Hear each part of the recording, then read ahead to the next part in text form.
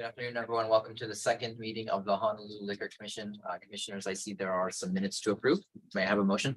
Yes, Chair. Motion to approve the regular minutes of the 43rd meeting as previously circulated. Second. There's been a motion and a second. Any objections or reservations? Hearing and seeing none, I also vote aye. The motion carries. The regular minutes of the 43rd meeting as previously circulated are approved. We will now move into our public hearings, calling agenda item number 1, application number 22-25074 from Jen Kapolei LP. Thank you very much, Mr. Chair. Commissioners, Devin Nicoba representing Jen Kapolei. To my right is Carla Feliciano, Feliciano. She is the GM for the Jen Kapolei. And all the other Jens too. Good afternoon. Thank Ms. Wright. Thank you, Mr. Chair and Commissioners. This application has received 0 written protests, 0 letters in support. Applicant has met statutory requirements for this submission of this application. Ms. Wright.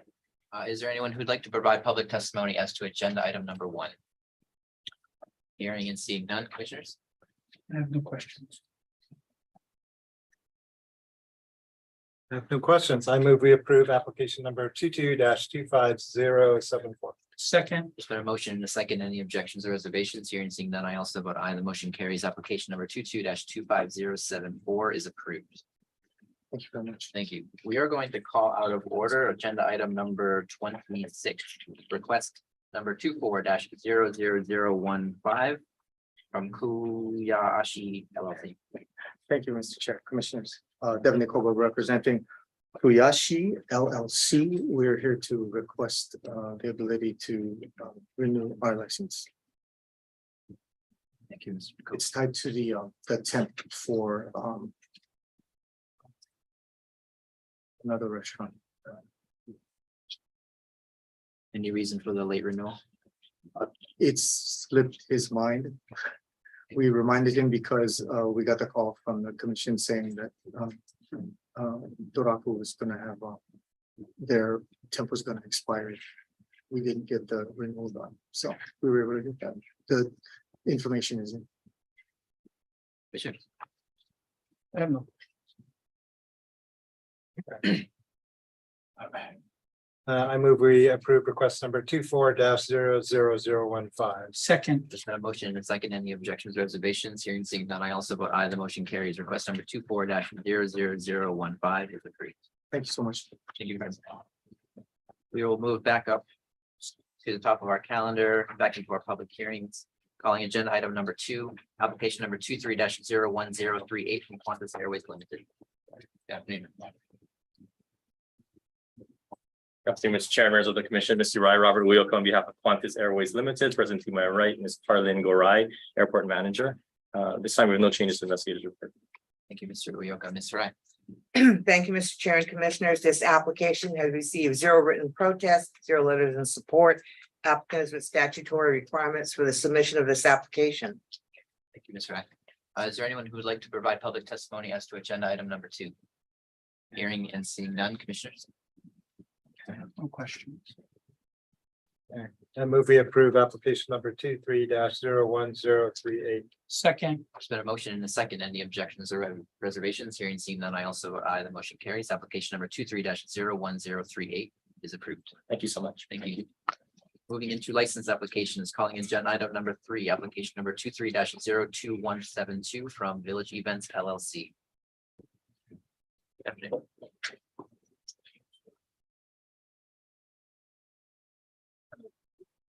First and last name is N-Dang, ANHDANG, on behalf of Village Events LLC. Good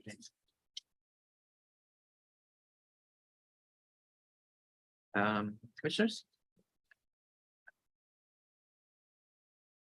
so just a quick question on the floor plan. All the red spaces in red is going to be considered liquor licensed area, correct? Correct. That's the only question I have. Thank you. And you're expecting 3,000 or up to Approximately.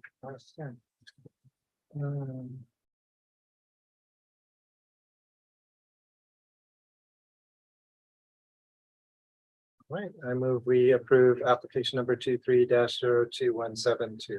Second, There's been a motion and a second. Any objections or reservations? Hearing and seeing none, I also vote aye. The motion carries. Application number 23-02172 is approved. Thank you, Ken. Calling agenda item number 4, application number 23-03844 from Hawaii Food Industry Association.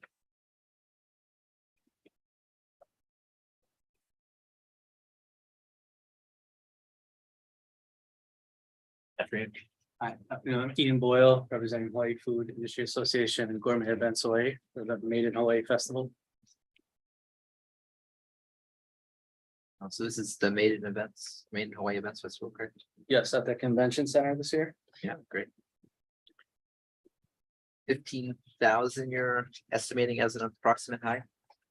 Yeah, per day, that's a estimated maximum amount, 15,000. Is the license or the liquor going to be served in an isolated area, or is it? Yeah, there's a beer garden and there will be ID check. It'll be stanchioned off with ID checkpoints. It's just gonna be for sampling in 2-ounce cups. Okay, so I do have a question, because when we're looking at the floor plans, you have 2 separate floor plans. We have one with the whole convention center floor in red as alcohol area. And then you have a second one that only has the stage and your stage and beer garden seating area. So which area is actually licensed? The whole floor of the convention center, or just that seating by the stage and the beer garden? I think that the 2 maps are meant to depict that the entire floor will be, we take responsibility for, but the highlighted, the beer garden and the seating area is only going to be where there's going to be service for those items in those 2-ounce cups. But understanding that if somebody were to possibly get out of the stanchions with a cup in hand, we would also enforce the entire floor itself with the security. Okay. My only comment will be the understanding now, if we approve this, that whole space, if someone has their own alcohol that they bring in some way, shape or form, you folks become liable for that. Because you're saying that it's not just your beer garden space, it's now the whole floor of the convention center. Yes. Okay. That was the only question and clarification I needed. Thank you. One more clarification. So none of the vendors at the Made in Hawaii Festival will be selling an alcoholic beverage? No. Okay. I move we approve application number 23-03844. Second. There's been a motion and a second. Any objections or reservations? Hearing and seeing none, I also vote aye. The motion carries. Application number 23-03844 is approved. Thank you. Calling agenda item number 5, applications number 23-04031-1 through 23-04034-31 inclusively from LD Waikiki LLC. Good afternoon, Mr. Chair, members of the Commission, Keith Kiyuchi for the applicant. Read the investigator's report. After talking to investigators, saw that we have one addition. This is the first floor of the Lohelani Hotel, which is licensed. So the granting of the special license has to be conditioned upon the deletion of this premises from the hotel license. As a result of that, the earliest we can get on the agenda for that deletion would be August 3rd. So I'm going to request that If I could interrupt. Yeah. Just last week, when we were expanding the list of commission delegated authority. Yep. Permanent deletions was one of the activities that But it- was granted to me. So But it's going to be This is temporary. temporary. well, just a deletion. I believe it covers both. I would assume it would. Yeah, Okay, long-term, the short-term and the permanent. So, and we would, the commission takes action on this item. We would not issue the special license until the deletion has been completed. right. So if that's the case and the assistant administrator can approve it, I don't need to wait till the August 3rd hearing. So we'll just leave the special general license intact, but it does need to be conditioned on the deletion. And I'm working with the hotel's attorney Tino here on the deletion. Well, and I don't think our approval needs to be conditioned. I think that's just a general condition, correct? Yes, we Yeah. would, if you approve this license, we would not issue it until the the corresponding deletion is also been Right. approved. Very good. So, Mr. Chair, just so I can put it on the record, I do have a disclosure. The ILW does represent the employees at the Alohi Hotel. Which I didn't see that it was sitting there, but I'm not their exact employee, direct representative, and this will not affect my ability in being impartial in making a decision on this matter. Okay, thank you, Commissioner Hollander. Okay, commissioners, any questions, comments, by direction? Mr. Kiuchi, the only question I had is when looking at your floor plan, Mhm. I don't see anything in red. Is there a specific area or is it that whole area? No, it's not. There is a version that is in red, and if you look at what is clear rather than crosshatched, the Okay. clear area is part of the premises.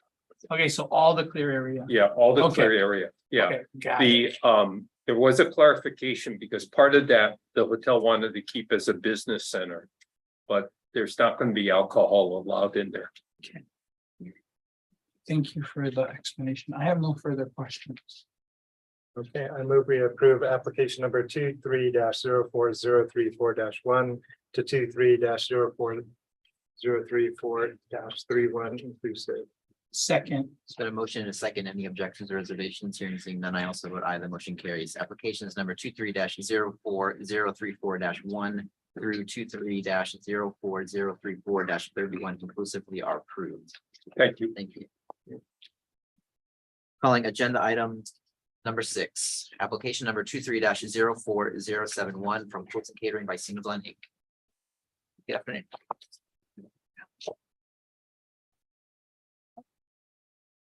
Good afternoon, Commissioners. My name is Sheila O'Connell, event coordinator for Cruise and Catering by Sino Blonde and authorized agent. Good afternoon. So this application is for both outside and indoor, but a bar only indoor, correct? Correct. 250. How many minors do you anticipate? Well, since it is a first birthday, I did talk to the client. They're only expecting about 20 minors who are under the age of 10, well, under the age of 21. So it shouldn't be too bad. Our staff will continue to do our due diligence to check IDs, make sure whoever's under 21 is not consuming alcohol, and we do wristbands. And then all alcoholic beverages will be in clear cups. Thank you. Commissioner? I'll make this comment only for this agenda item, but it's based on all of the ones that you're using the open courtyard. Based on it being summer and a lot of people being out of school, please let's make sure we watch for the passing of alcohol in between, even though the minors may be, Yes, well, closer to the age, but because you're out there in the courtyard, please keep an eye on that for all of the continued ones that you'll be using the courtyard for. Thank you. thank you. Okay, I move we approve application number 23. Hold on, just a second. 23-04071. Second, It's been a motion and a second. Any objections or reservations? Hearing seeing none, I also vote aye. The motion carries. Application number 23-04071 is approved. Calling agenda item number 7, application number 23-04073 from Pools and Catering by Cineblan. Good afternoon, Commissioners. My name is Sheila O'Connell, event coordinator for Cruise and Catering by Sino Blonde and authorized agent. Okay, another birthday party, this time of 50th and less people. Yes. This is only the outdoor area, correct? Correct. Okay. Commissioners? no questions.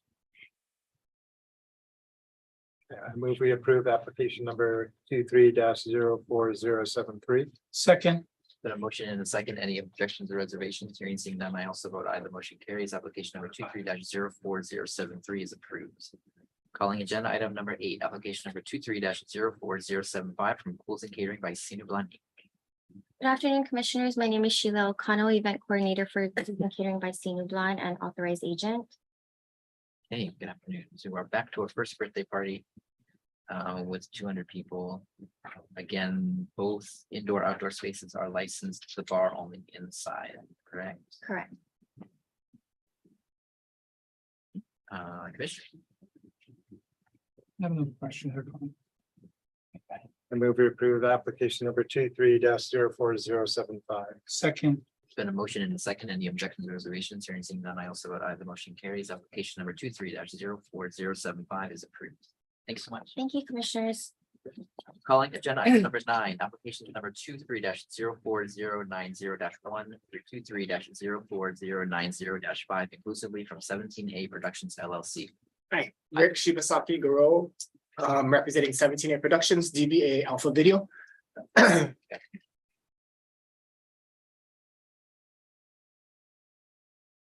So this is a special license, correct?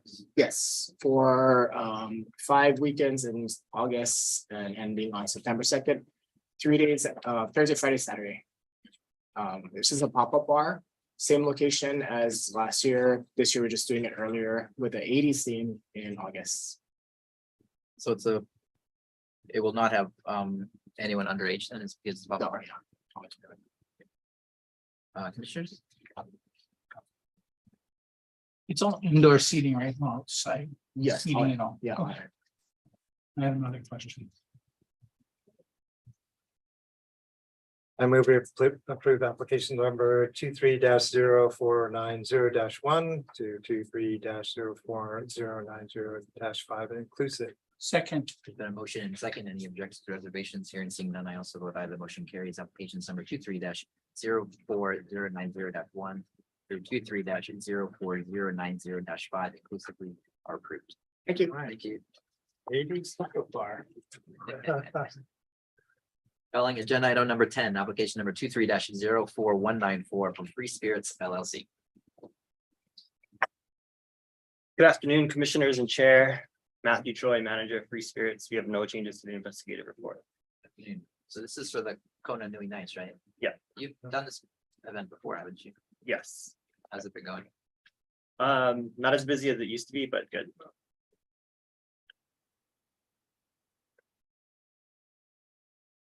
Commissioners? I have no questions.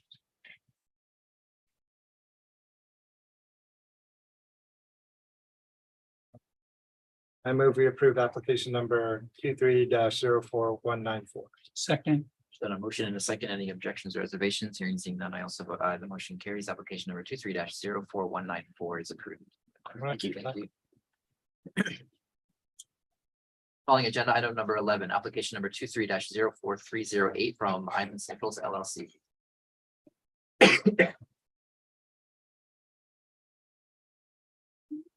Good afternoon, Commissioners. Jamie Souza on behalf of Island Socials LLC. And Leisha May Kruger on behalf of Island Socials as well. Good afternoon.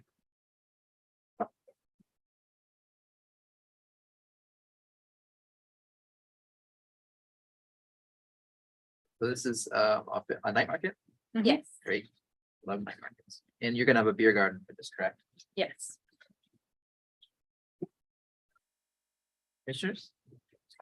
so the beer garden has only one entrance and one exit, correct? yes.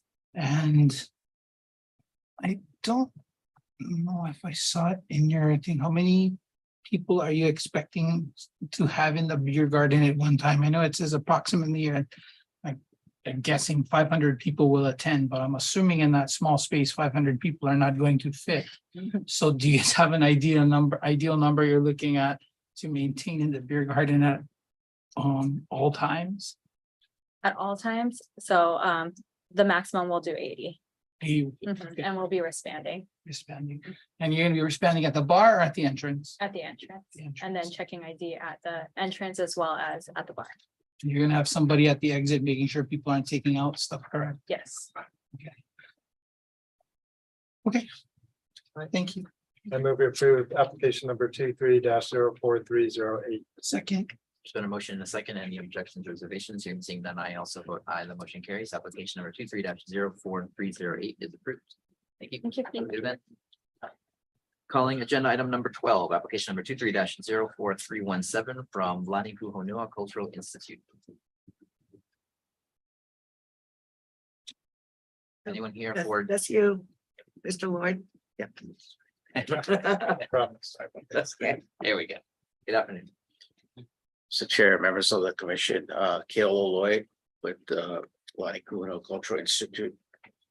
Hosting again, a one-day special license for a Hawaiian cultural event in Ko Olina Resort. 12th year we're doing it.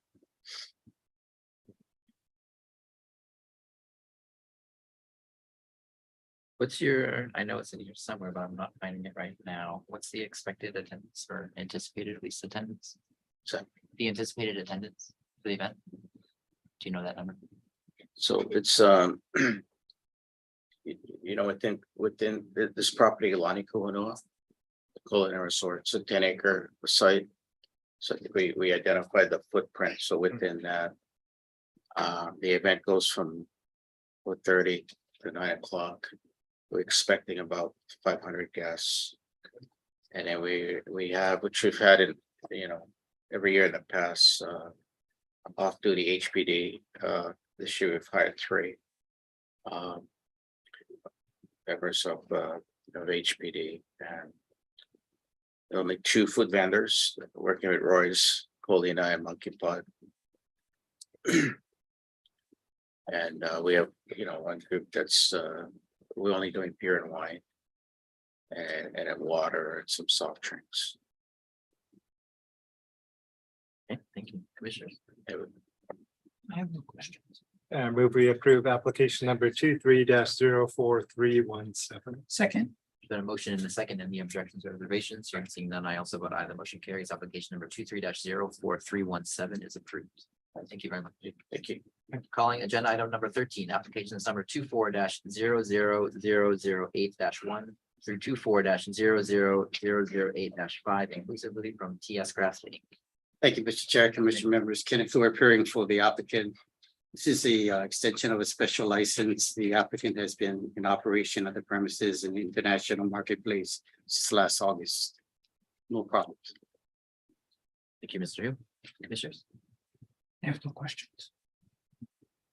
I move we approve application number 24-0008-1 through 24-0008/5. inclusive. Second, There's been a motion and a second. Any objections or reservations? Hearing seeing none, I also vote aye, the motion carries. Applications number 24-00008-1 through 24-00008-5 inclusively are approved. Thank you. Thank you. Calling agenda item number 14, application number 24-00033 from Group Child Charities. Hello and good afternoon, members of the commission. Lance Suchio for Group Child Charities, LANCETSUCHIYA. Thank you. This is for a one-day event, music, arts, cultural event. Yes, 3,500 is the anticipated attendance. that's max capacity of the space, the designated space. Do you know where ticket sales are right now? Ticket sales approximately 700 to 800 right now. You don't have the whole facility, just that. You have the whole facility, or only the section in red is delineated as your. The section in red is designated as our liquor service area, liquor service and consumption area. But we do encompass the whole extent of the Great Lawn.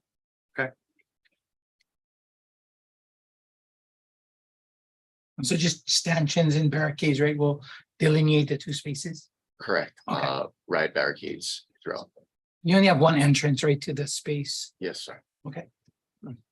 Banding at the entrance or at the bars?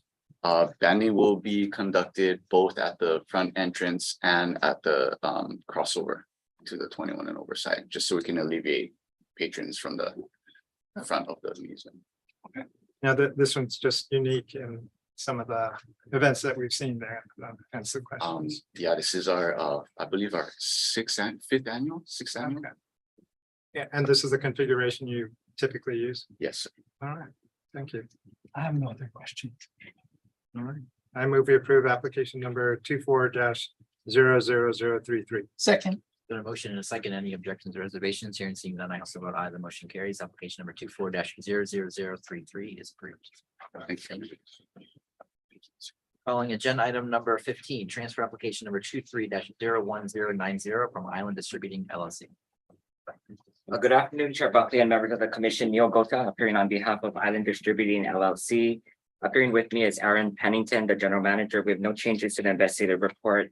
Applicant is currently operating on a temporary license with no problems. Great, thank you, Mr. Gota. Commissioners. So the only question I had, Mr. Gota, is in the report, there is listed a north warehouse and a south warehouse. When you look at a floor plan, there's only one floor plan. Is there a separate floor plan for a south warehouse or a north warehouse, or is it all encompassed in this one I believe, fully delineated red? yes, I believe north is referring to this top rectangle and south is referring to the bottom rectangle. Because I do see a dark, like, black line that runs down the middle of the two. So I'm assuming that's like where it separates. There's no separation there. Yeah, I Okay. guess it's on It's paper. one it's- open space. Yeah. Okay, got it. Okay, I have no other questions now. It's like, is there another floor plan I'm supposed to be seeing? Thank you. I move we approve transfer application number 23-01090. Second, It's been a motion and a second. Any objections or reservations? Hearing seeing none, I also vote aye. The motion carries. Transfer application number 23-01090 is approved. Thank you very much. Calling agenda item number 16, transfer application number 23-01441 from 88 Pao Pao Ke'emoku LNC Corp. Good afternoon, Commissioners. I'm Min Young on behalf of 88 Park Kiamuku LNC Corporation. On my right is the President David Choi, and no corrections to the investigative report.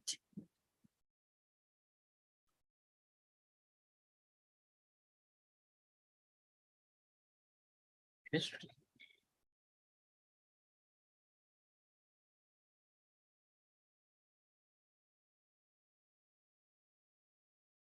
I have no question.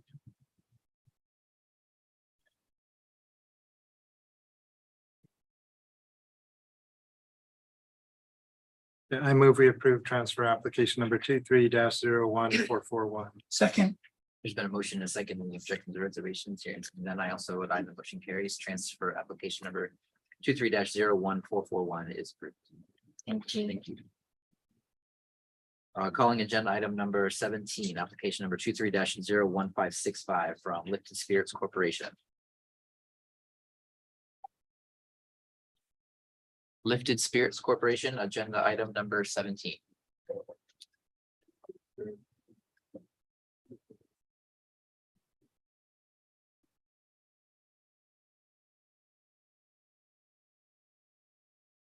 No, okay, no one is making an appearance for agenda item number 17. This is a new application, looks like a preliminary hearing for a small craft producer pub license. I'd hate to just dismiss it since it takes a long time to get to a preliminary stage. So Well, I mean, you could just hold it till the end of the agenda and see if the applicant shows up, or actually within the commission's discretion, you could take action based upon the submission. Mm. It is a prelim, so. we certainly have room for questions later if it goes to a public. Certainly.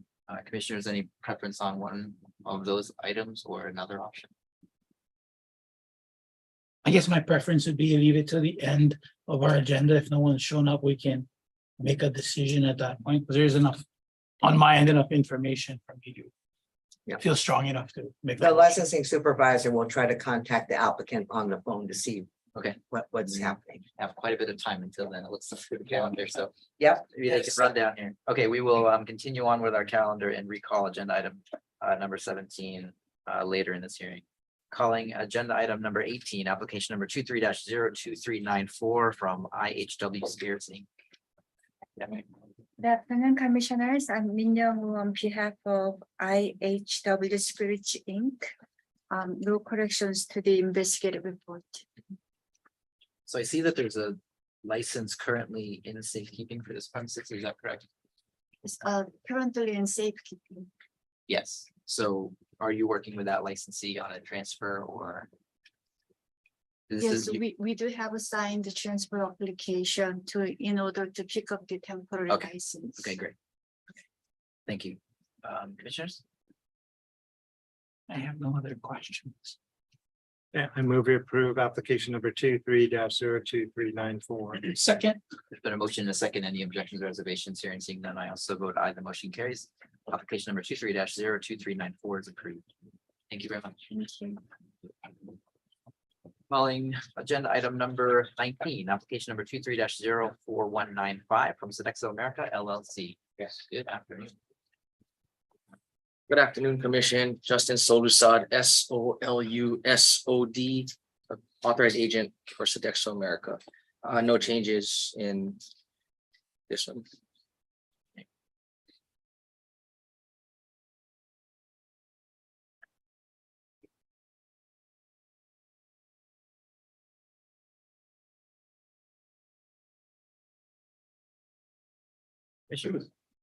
Mr. Solis, had any Sure. update on ticket sales? Yep. For the 1975 concert? I'm assuming that's what it's. Yeah. So I get them all later over here. 1975, verse of 6. Right now, ticket sales are at 5,053. And it kind of got stagnant the past 2 weeks about that number. Better than some we've heard of. Oh, we get 5 more coming. Yeah, Yeah. that was the only question I had. Thank you.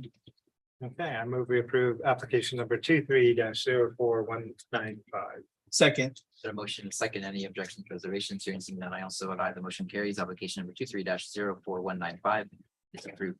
Calling agenda item number 20, application number 23-04196 from Sodexo America LLC.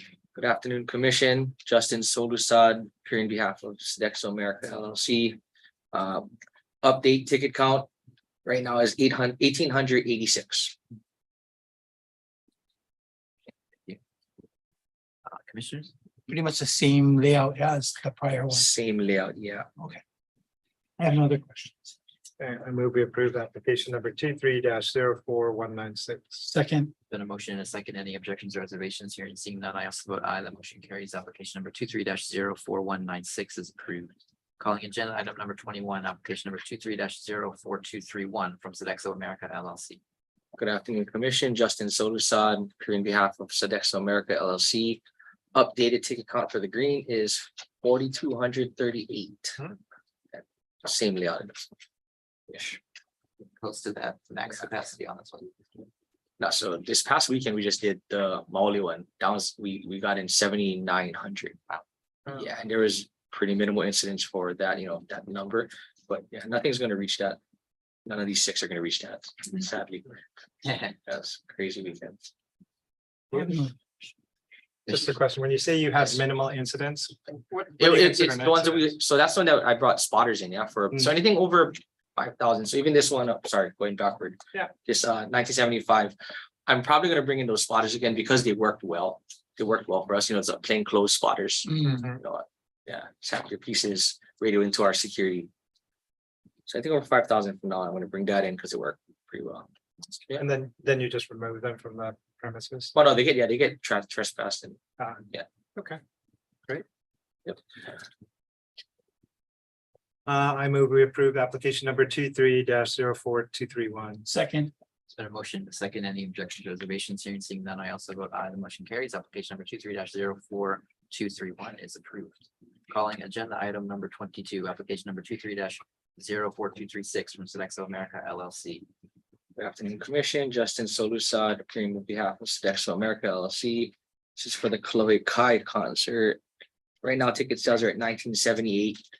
This one's a little bit further out. The next 3 are gonna be a little bit further out, so I can make updates if needed to Inspector Sato or whoever, to get you guys better ticket count closer to, but everything on the supplemental or the security plan has a projected max attendance we're gonna get. So if you need updates, let me know.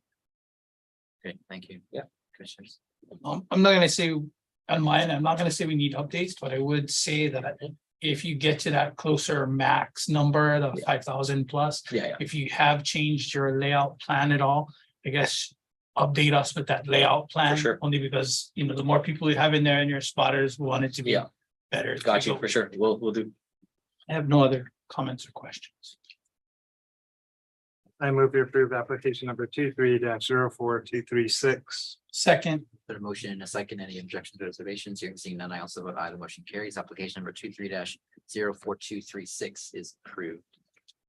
Calling agenda item number 23, application number 23-04237 from Sodexo America LLC. Good afternoon, Justin Solusod on behalf of Sodexo America LLC, authorized agent. This one is for Dirty Heads. Ticket counts right now are at 964. Same plan though, you know, if it does spike, I will give you guys updates on plan changes. Thank you. I have no other questions. Excuse me. I move we approve application number 23-04-237. Second, And a motion in a second. Any objections or reservations? Hearing seeing none, I also vote aye. The motion carries. Application number 23-04-237 is approved. Calling agenda item number 24, application number 23-04-240 from Sodexo America LLC. Afternoon, Commission. Justin Solusad on behalf of Stexo America LLC, authorized agent. This is for the Augie T Comedy Show. Right now, ticket sales are at 182. Again, same plan going forward. don't think you need fires, but but hopefully, we get up there close. You just jinxed it. Now we have a 7,000 sold out show for Augie. That'd be interesting. I'd like it. We have to disclose if you voted for us to be on here. I move we approve application number 23-04-240. Second, Been a motion in a second. Any objections or reservations? Hearing seeing none, I also vote aye. The motion carries. Application number 23-04-240 is approved. Thank you guys. Very much.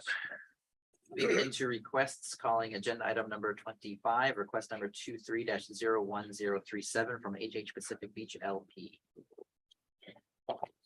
Good afternoon, Yep. Commissioners. Christina O'Hara for the applicant. We have no changes to the report. Mr. Chair, I will make a disclosure that ILWU does represent the employees at Nohilani Resort Waikiki Beach. I am not their direct employee representative, and this will not affect my ability to be impartial in deciding on this matter. Thank you, Commissioner Hollinger. So this is for a permanent reduction of premises, is that correct? Correct. And if I may, we, assuming approval, we'd like it to be concurrent with when the tenant actually gets their liquor license approved. So we submitted this in anticipation of the tenant submitting their liquor license, but they have not yet submitted. So we the timing is a little bit off, but basically we're submitting this so that when they do get their license approved, we'll be able to, have the decrease in space. So we would ask that the approval be, conditioned upon the approval of their license, just so we don't accidentally fall out while they're in process. What is the tenant's name? Makanalani, it's a restaurant license. It's Liz Watanabe's new kind of food concept. Mr. Wright, this is one of the new authorities that you can approve without coming before the commission. Yes, this was submitted and processed before that authority came before me. That's Okay. why. But in the past, the commission has conditioned these type of deletions to correspond with another action. You just need to, I'm glad that Ms. O'Hara identified the license application name so that we know we can put that into the approval. Thank you. I move we approve request number 23-01037. I'm going to second, but I have a question. Do we need to make the motion stating that the space doesn't get reduced until the other licenses? You can make your approval to be effective when, do you want it when the other license is granted and effective? Oh, Subject to final inspection. subject to final, for the Makanalani. Just didn't know if we Okay. had to add that in. Oh, good. Thank you. So the motion as amended. Second, Been a motion in a second. Any objections, reservations? Hearing seeing none, I also vote aye. Motion carries. Request number 23-01037 is approved, conditioned upon the approval of the Makanalani Restaurant to liquor license upon final inspection. Thank you. Thank you very much. Got it. Calling request number 20 or agenda item number 27, request number 24-00016 from Kokua Country Foods Cooperative. Good afternoon. My name's Pam Gringfee. I'm representing Kokua Market for Kokua Country Foods Cooperative. And we are asking if to extend the time for us to renew our license. Till like December, if possible. It's because we're having financial difficulties right now. We haven't paid our GET. And that is why we cannot renew our liquor license.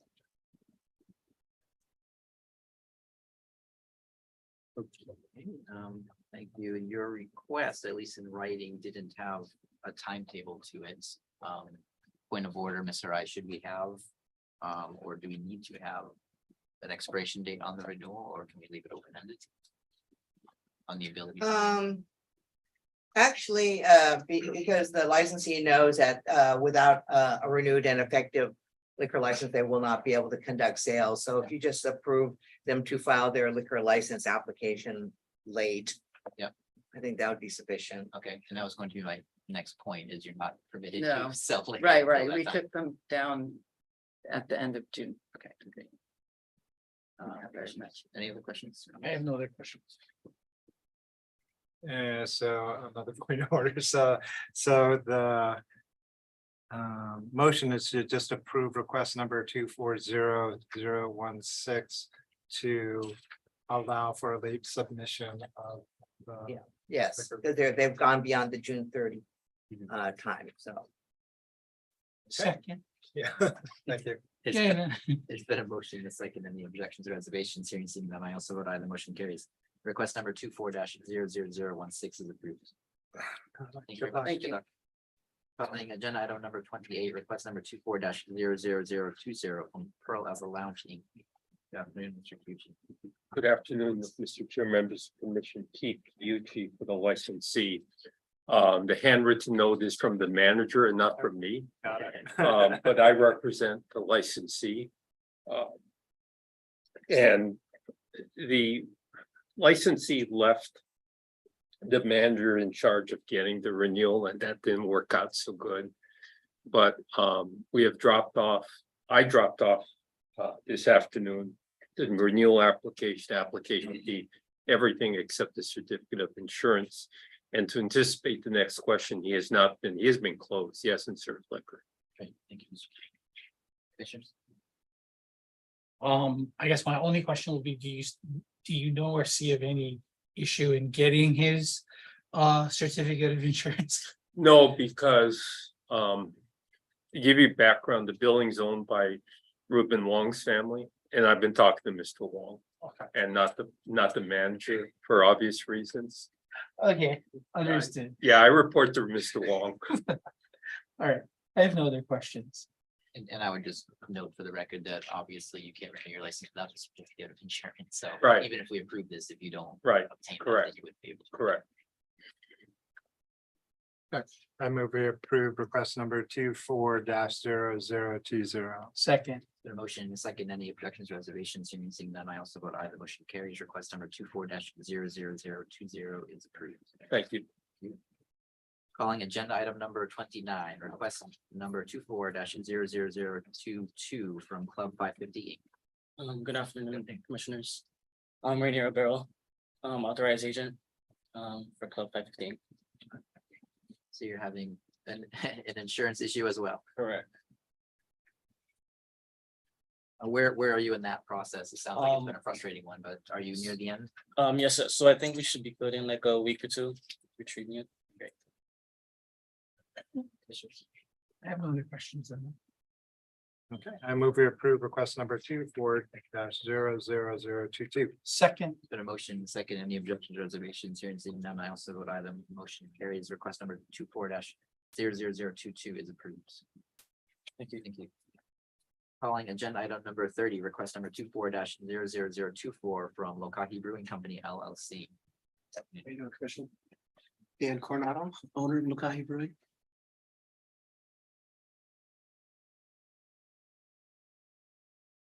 Okay, so same request as we've had for the previous few matters.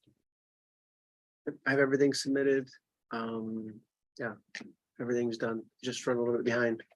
Staff shortages, big challenges, being a new brewery / restaurant owner. So just trying to keep up. Understood. You understand that you can't be serving alcohol until that's approved. Yes, sir. Sure.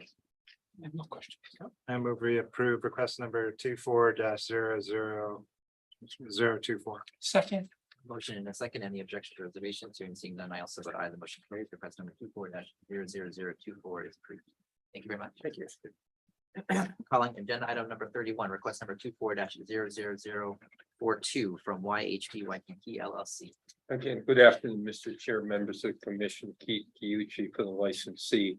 This is a late request for renewal. This is one of the licenses that were in safekeeping and renewed it while it was in safekeeping. But there were, the wires got crossed because the representative for the parent company, LIQ changed.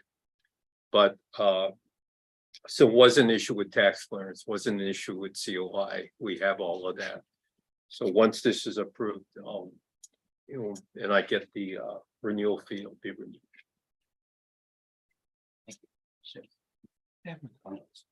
I move we approve request number 24-00042. second, There's been a motion in a second. Any objections, reservations? Hearing and seeing none, I also vote aye. The motion carries. Request number 24-00042 is approved.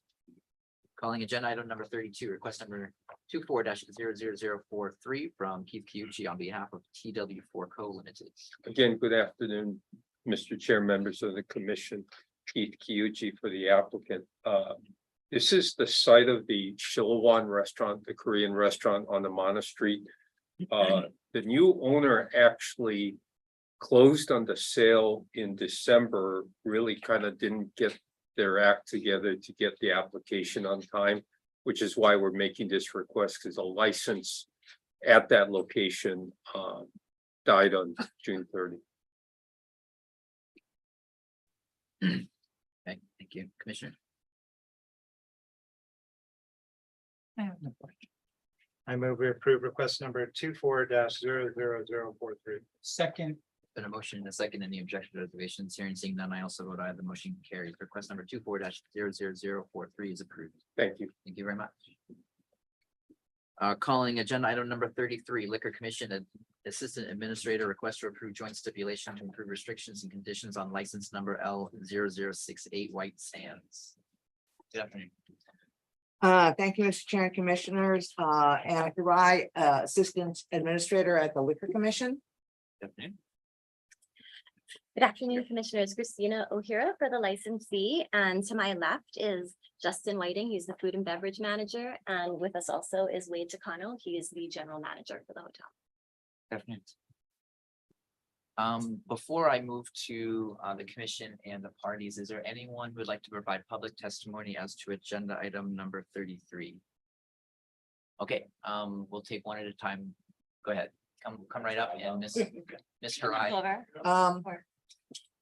Or how do you want to? Do you want me to just do the swearing and the timing?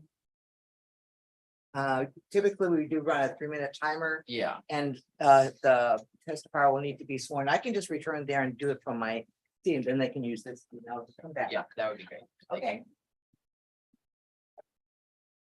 So Ms. Harai will swear you in and you'll have 3 minutes to provide testimony. Okay, can I go ahead and swear you in? Do you swear that the testimony you give at today's hearing will be the truth, whole truth, and nothing but the truth? Yes. Thank you. Good Could you state afternoon. your name as well? for the Yep, record? Walter Enriquez. I'm the owner of the Island Guide. Okay, thank you. Good afternoon, Chair Buckley, Commissioners. My name is Walter Enriquez, the owner of Gallon Guide, Hawaii's largest Native Hawaiian-owned LGBTQ media company. Thank you to each of you for your willingness to volunteer as public servants on this commission. And I'm here today to testify and shed light on the matter before us. First and foremost, I am astounded that we even need to be here, as revealed by the city's own reviewer, Hui Chen, just a few weeks ago. There's a lack of standards, policies, and procedures within the agency, and it has gone astray even more. It is in my belief that the targeting of Gallon Guide and thus White Sands Hotel began in the summer of 2021 because of Gallon Guide's news reporting of the Honolulu Liquor Commission and some of its employees, to which it has been alleged physically assaulted an owner and security at Hawaii's largest LGBTQ nightclub during the time of COVID. Though White Sands pleaded no contest at the time to avoid costly attorney's fees, I feel I'm about to say what I say today is important to provide you context of the matter before you. In October that year, in coordination with the mayor's office with regards to timing, most restrictions were dropped and Gallon Guide produced many Pride events outdoors. Those restrictions were dropped the week before, and we held some of the very first gatherings. In fact, the mayor had even attended our Thursday event. Then that Sunday, we held a Pride pool party at White Sands Hotel. It is then that nighttime supervisor Catherine Fontaine, investigator Jacob Fears came to inspect our event, which led to a shutdown not only of Gallon Guide event, but of the hotel for 24 hours. At the time, the manager called me to speak to the investigators and I provided them with the details of the permit for holding the event, which was required at the time. We showed them our contact tracing and everything asked of us. When they informed me that they were there because of a noise complaint, I asked them to see their decibel reader, to which they responded that they did not take one. It was then that they said they were shutting us down because people were mingling and without masks, which was not required during that period for outdoors, and the mayor had purposely done that for Waikiki hotels. I even showed them the photo of the mayor at the Thursday event and informed them that I would be calling him and the managing director. Ms. Fontaine, in a defensive manner, said, "Go call the mayor," and began texting someone. Here's the problem with this. Ms. Fontaine did a noise complaint on White Sands Hotel and filed it with the agency dated October 15th. On that date, there was no events because we were still in shutdown and closed for restrictions, thus leading me to believe that Gallon Guide was already being targeted. So either the supervisor is careless with her reports, which then raises the question of if she's qualified, or if a false report was filed with a public agency. Another question I raised is how Ms. Fontaine, the night supervisor, and those investigators were there to shut us down at 4 p.m. As evidenced by Ms. Chen's report, these individuals are scheduled from 7 p.m. to 3 a.m., which only leads one to assume they targeted and planned to be there that day. It's time. You may continue. I would also question why this event and licensee was also videotaped by investigators and if it's a normal practice of operation for all inspections and licensees. Since then, as you are aware, Gallon Guide filed a lawsuit in federal court, which is pending, and since then, the targeting of White Sands Hotel has ensued. It is also important to note that many of the instances of inspection White Sands Hotel since then has been with or connected to Catherine Fontaine or Jacob Fears.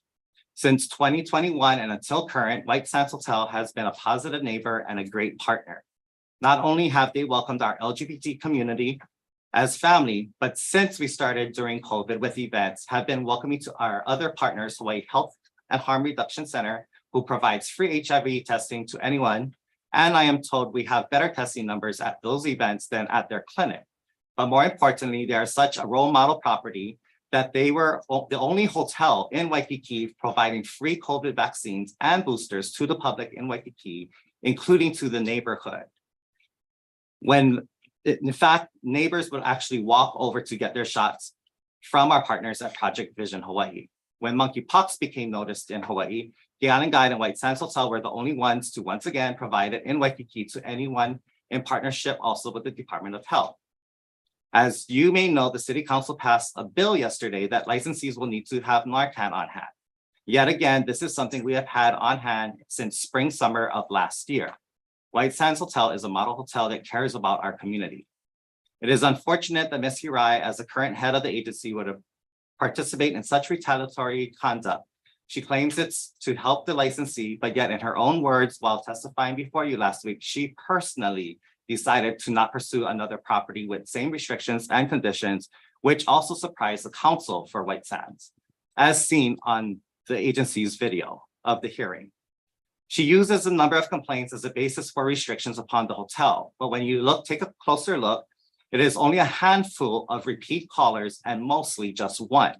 I would question how the numbers are calculated if it's each time they call, because I know one of them calls repeatedly on the same day. I also question the validness of how these numbers are reported, calculated, or tracked, considering Ms. Chen's report that revealed data even went missing from the agency, and the case needed to be referred to Honolulu Police.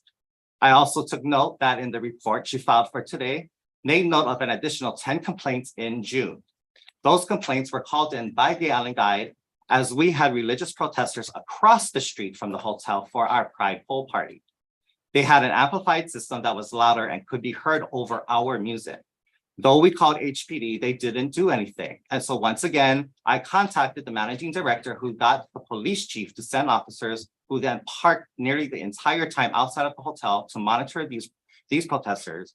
And not once did we get a noise complaint that day to the hotel or a visit by HPD for a complaint for our event.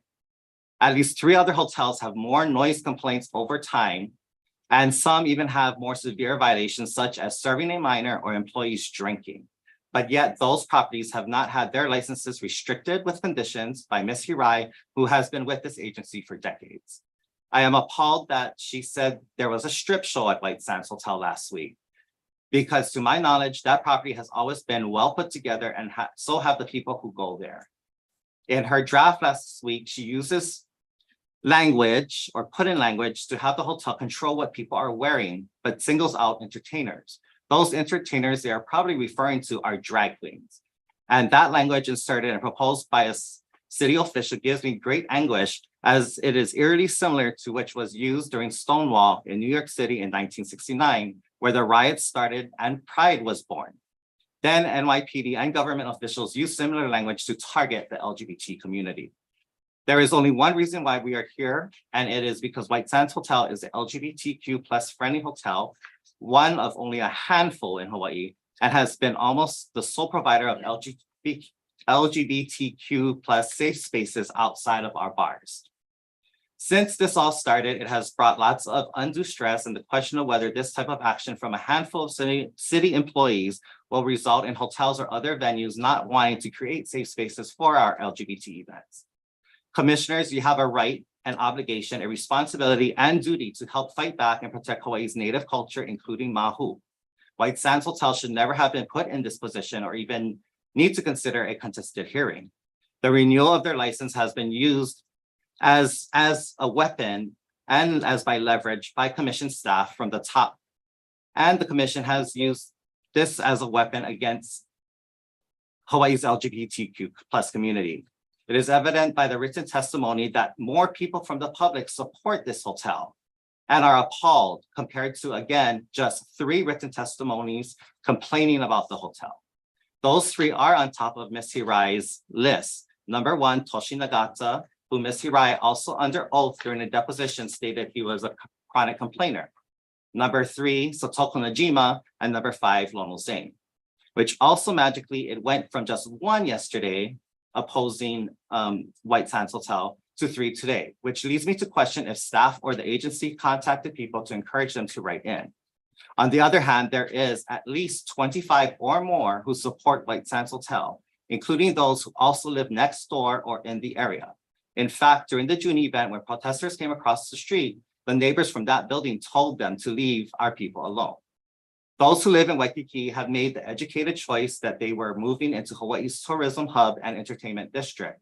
It is our number 1 economic driver. Hotels should not be restricted or singled out as White Sands has been. Though I empathize with the handful of residents, there are also many more residents who support White Sands Hotel and what they've created for everyone, not just the LGBTQ community. I know Galen Guide events start at 1 p.m. and end by 5 p.m., with the exception of one that was till 6:30. This seems to be the time of their complaints. It is daytime and within reasonable hours. From what I know from attending other events at the property, it's no later than 7 or 10 p.m. that they end. Commissioners, your time shouldn't be wasted by Ms. Hirai or anyone else. Most of you are new, and that is great because you bring hope that things will change here at the commission. Don't keep blinders on to what has been happening within this agency and its longtime employees. The cycle needs to be broken from its public distrust. This is a ploy of leveraging a licensee's license renewal to work around the system and force them, knowing it would cause absorbent legal cost to do a contested hearing. I oppose this move by the agency and encourage the commission to vote against it and give White Sands Hotel their license give them their license renewal without any restrictions and conditions, and for them to be treated equally. And until whatever time a process or procedure of equality can be established, that the staff be directed to stop the targeting of this hotel. There should be no need for a contested hearing, and instead you should move to dismiss this and approve their application for renewal without any conditions. Thank you for your time. Thank you, Mr. Enriquez. And before you step down, commissioners, do you have any questions for the? That's fine. No, but I would like to state for the record, I have attended some of the events stated in the testimony. And in fact, got my shot at one of the events, so.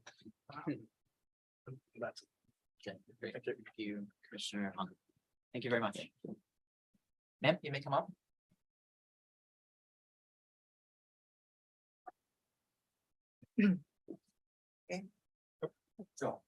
Oh, so you're not testifying? No. Okay, she is. You may come All up. right, can I swear you in? Yes. Do you swear that testimony you give today's hearing will be the truth, whole truth, and nothing but the truth? Yeah. Thank you. Can you please state your name for the record? Sure. My name is Tiffany Rabakal.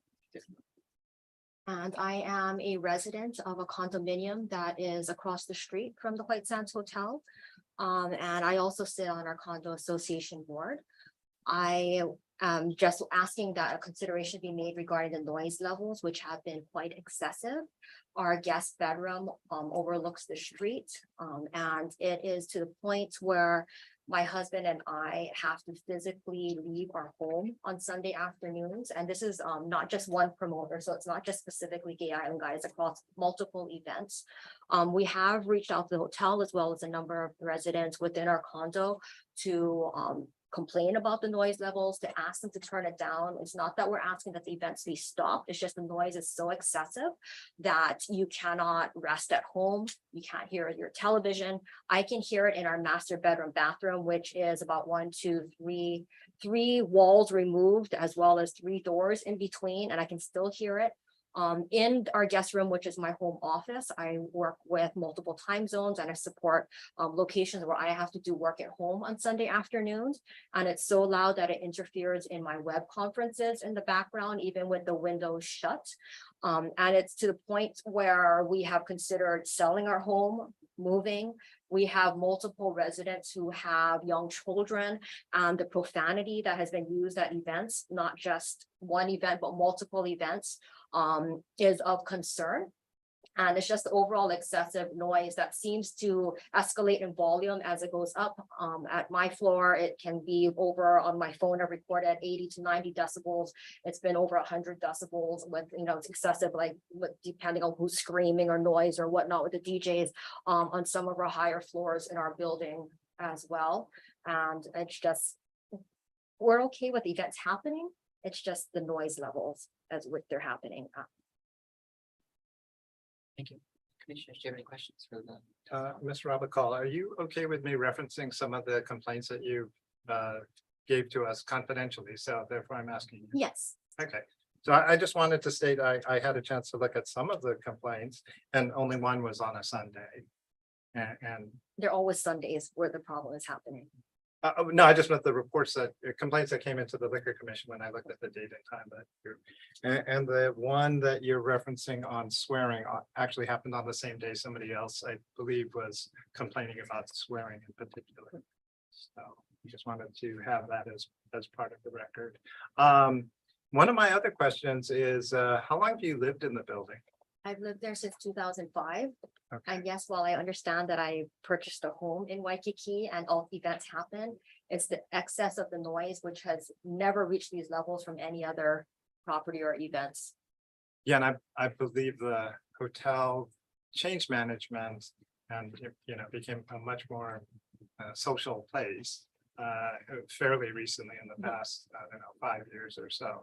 Is that correct? Yeah, so we actually were looking forward to when the White Sands opened because it was a very nice property. It had a great restaurant, a really cool looking bar area. Mhm. It's just the noise. The noise levels are quite excessive. And trust me, I've gone to my share of parties. I support Pride. I have many friends within that community. And it's not just those it's all the different promoters. All right, It's specifically the Sunday pool parties that have been of issue. all right. No, and thank you for coming here to testify. We appreciate it. You are dismissed. Thank you very much. Thank for your you. testimony. Mr. Wright, you can come back to the table as a party to this agenda item. I should actually say before you sit down, is there anyone else that would like to provide testimony as to agenda item number 33? Hearing and seeing none, I will start with the parties. Ms. Wright, do you have any final comments for the record? Thank you, Mr. Chair and Commissioners.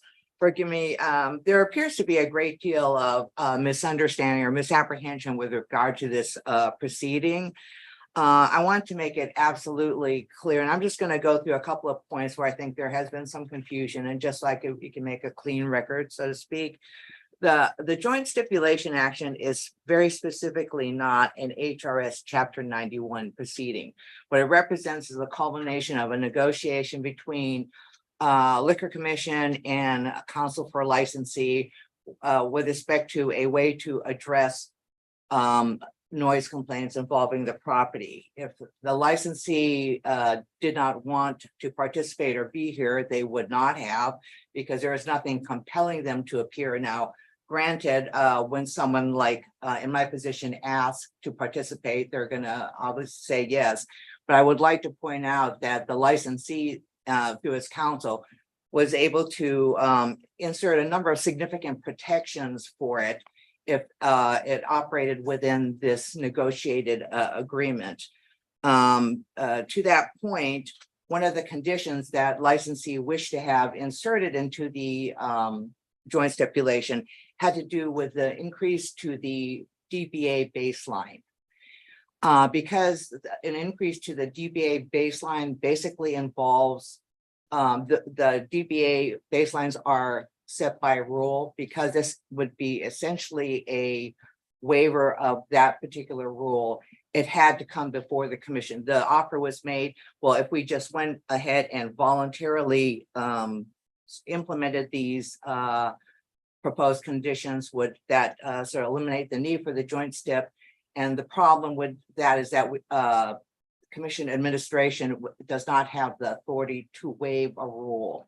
So it had to be contained in something that comes before the commission. I would also like to comment that statutorily, we only look at the most recently completed license year for White Sands, that's FY23. It's only in the context of an adjudication before the commission where there's a look back to prior compliance history for the particular licensee. And I mentioned that because the presentation that was been uploaded does reference activity that happened in FY21 and FY22, but we only can look at FY23 for purposes of these kinds of proceedings. I also do want to, just in case someone's sort of questioning my experience with this, this is not, I mean, I'm not saying that this is a petition proceeding, but even if it were, this is not just my second petition proceeding. It is approximately in my tenure here at the Liquor Commission, my 11th proceeding having to do with, and actually the White Sands is not even my second hotel class licensee that action has had to be taken with respect to assistance with noise compliance. It's the third hotel license that I've participated in helping to deal with their noise compliance issues. And of those 11 petitions I've just mentioned, 2 of those petitions actually covered multiple licenses. A number of years ago, there was a Chinatown group that I had to, that I worked on, and that involved 8 licensees. And then the Waikiki Trade Center group involved a group of 3 licensees. And the reason why those are treated such is because of the density, the licensee density in those areas was so intense that it was difficult to single out a licensee who was responsible for the noise complaints that the neighborhood was lodging with us. I also would comment that typically, if a licensee is garnering a lot of noise complaints and those result in violations, we would not be proceeding with a type of petition action because there would be no need to do so. And finally, like I said, this is a joint stipulation negotiated between the parties. The commission, of course, is it's within a discretion to revise, approve, not approve. If it is not approved, what will happen was that basically the licensee. And as you may recall, I approved the renewal of the license without conditions, and that's what it holds right now, a license without conditions. And the licensee will remain at status quo in terms of future noise complaints. It would just go back to how we've been handling them up to date. This is we think a proactive way that benefits both the commission and the licensee in terms of addressing those.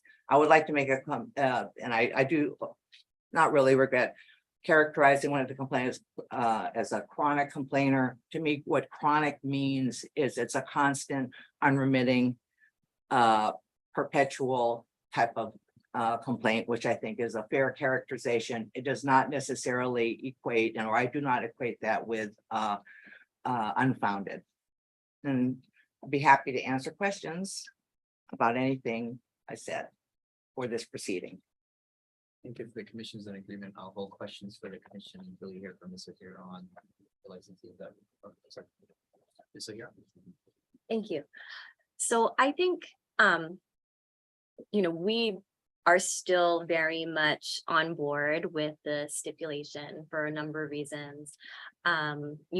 One, like Anna said, I did actually try to feel out if we could have an agreement that was not a stipulation and not conditions on our license, but as she just mentioned, that they don't have the ability to just do that, which is why we have to have something that goes before you guys to approve. So that being the case, that makes sense to us. And again, we're happy to move forward with it. I do recognize we're going to revisit in 6 months. So if we're doing really good, I would anticipate the commission, possibly maybe even removing those conditions at that time, right? I think it's a very flexible process. And then 2 other kind of important points. The other important thing that this stipulation gives us is that when people call the commission, they won't just send enforcement to our property, because I think without this, they have to do that, right? They have to respond to every complaint. That's enforcement's job. But with this stipulation, they can tell that person, did you call the number, and speak to the manager or speak to our designated employee. If that person says no, then they tell them, well, you need to do that before calling us back. So I think that is also a layer of protection that we like. And the last thing is, I lied, there's actually 2 more things after this. But the second to the last thing is that this also protects us from noise violations so long as we're in compliance with the conditions. And I think that will save us from having violations that we feel are frivolous or, are not warranted. So I did revisit the language. Maybe it could be spelled out a little more clearly, but that's a protection that, me and Anna had discussed that we obviously find very appealing. So if we're in compliance with these 5 conditions, we're not going to have a noise violation. And, again, that is something we would love to have the benefit of. The other thing that we did not address previously with the commission, but I had spoken to Anna, and I think Corp Counsel had the conversation with another attorney in my office, is that there is a current open NOV regarding a noise violation pending. Because the stipulation arises from the same set of facts as that, we would ask that since we are, we're showing that we're being very compliant, entering into the stipulation, we would ask that that NOV, go away, because we're clearly resolving it with this. That's pretty much what I've got. And administration would not object to withdrawing or canceling that violation based upon the agreement that's represented in the joint stip. That's something the administration could do, or does that require some coordination? It's something that we can do because it's not appeared before you. It is still in process, so to speak, so we can, it's not been published on an agenda, so on and so forth. Commissioners, any questions or comments? Yes, some. So I just wanted to thank the public for the engagement, ensuring these operations of the Liquor Commission are conducted in a fair and transparent manner. And I know I speak for all of the commissioners that we want to let the public know that we value safe spaces in the community. we would reject the use of the commission and its authority to discriminate against the LGBTQ community or any licensee. And we acknowledge that we've had past and present deficiencies that we are, welcoming feedback to improve on. This is my first year of doing this, but I think it would be remiss, right, of the administration not to bring forward the number one set of noise violations to the attention of the commission and to bring it here in front of a public forum if we needed to take action. Now, having said that, I think, the temperature of all of these actions have really risen. And the piece that we really want to do is to be good neighbors. Certainly people that have lived in the area for a while when it was much more quiet probably are used to that, but you are living in Waikiki. We've had previous condo associations come here to say, don't have a liquor license in my building or near my building, but you are zoned in an area that's for business down in Waikiki, and there's an expectation that if you're a business owner and you own the building, you should be able to use it as is, best business use. So in the spirit of being, a good neighbor, I would want to go through the stipulations here to make sure that you, as you represent your client, are comfortable with all of them and that we can have a full discussion on them. And then if you're very sure client is in agreement, we could approve it here or delay one more week. That's not a motion, just kind of a statement of where I'm at. Thank you, Commissioner. Commissioner Ballinger, do you have any comments? My only comment is it's very good to see the public and everyone here to make comments and testimony so that we do have the ability to hear everyone's side of the story and the ability to weigh all of those. And I agree with Commissioner Hong, we would want to go through these stipulations and make sure your client as well as the administration and everyone is okay with any of these stipulations. And yes, I'm not against if we need to hold off one more week, then that's what we have to do. But I'm glad that everyone is here to talk about these things. Yeah, I believe I only have comments. I may have a question in here somewhere, so bear with me. But for me, this is a matter that's coming before us as a joint request from the licensee and the administration to approve a joint stipulation that was negotiated by both parties. This wasn't a requirement by any one of the parties. It was a joint effort by the parties. So that's how I'm looking at this matter. But in so doing, I'm balancing multiple interests. I'm balancing the interest of the licensee and what they should be able to expect as a license holder and what they need and what they're entitled to. And I'm balancing the public interests, those in the neighborhood and the broader community. We certainly, as a commission, need to consider both of those interests. We can't focus only on one. So for me, I'll focus on the licensee first. And the way I'm approaching this and the way I've heard you explain this, Ms. O'Hara, and I will give you a chance to confirm or deny this. As a licensee, you're balancing a few different things, a cost benefit analysis, which any business has to do. Is this going to cost me more or less than some other remedy I have? And the licensee does have other remedies. And I believe the licensee has looked at everything comprehensively and decided that this joint stipulation was the best way forward in a cost benefit sort of analysis. Not the only consideration, but that is certainly one. The other that maybe I've taken from this, and so I'll let you comment on this, but I see the joint stipulation in some ways as something that can empower and equip the licensee and give them actually a little bit more flexibility on these types of issues where you can more directly handle the complaints that come in and interact with the complainants in a way that gets you to understand what's behind the complaints. I think that's important for the licensee. Also the decibel, which was already mentioned, and your ability to waive a part of that rule to accommodate what's going on in the space. So I do think that the stipulation, at least how I read it and how I've heard you interpret it, is in some ways beneficial and fair for the licensee. And that's exactly why we negotiate these types of stipulations. So that's how I'm approaching it and looking at it from a licensee's standpoint. So here, would you or your client want to clarify or confirm any of those points? No, I think that's correct. That's how we're pitching this. Now, I also have to balance that with the public, and we've heard two in-person testifiers today, Mr. Enriquez and Ms. Rabakal, and thank you again to the two of them for coming today and providing testimony. And I think it shows that the public interest is a hard one to pin down, and it's complex.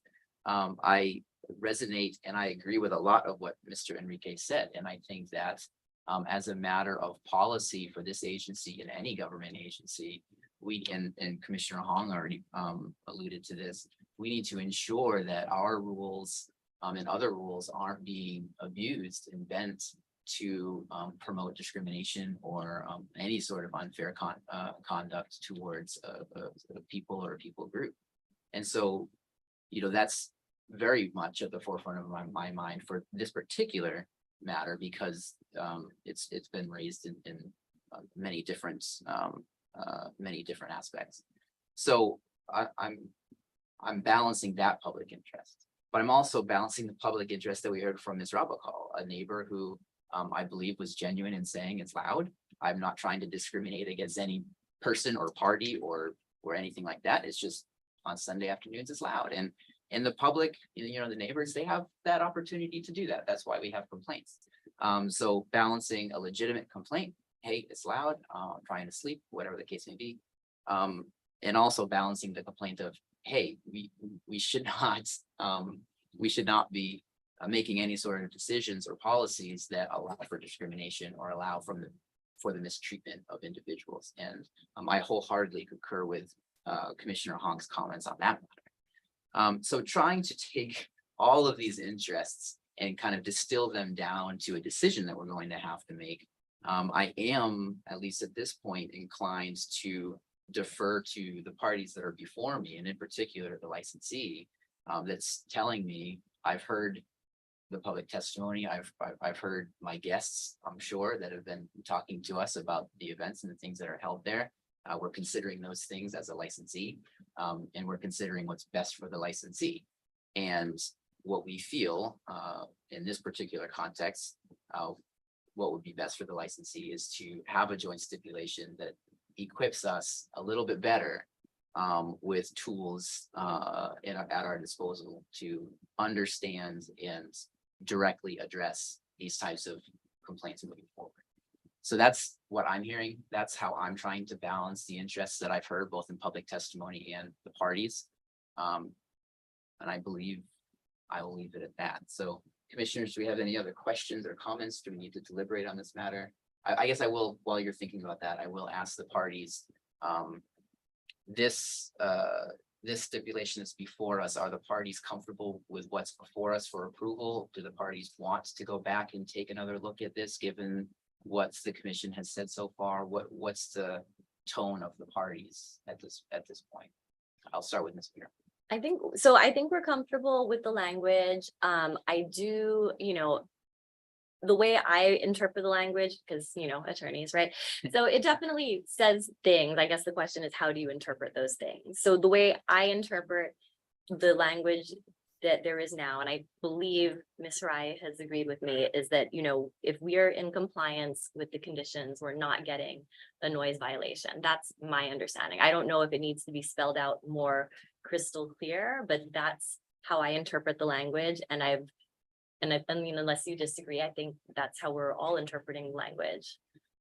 I mean, that's my understand. I mean, this is where kind of talking in a vacuum because we've not tried this yet.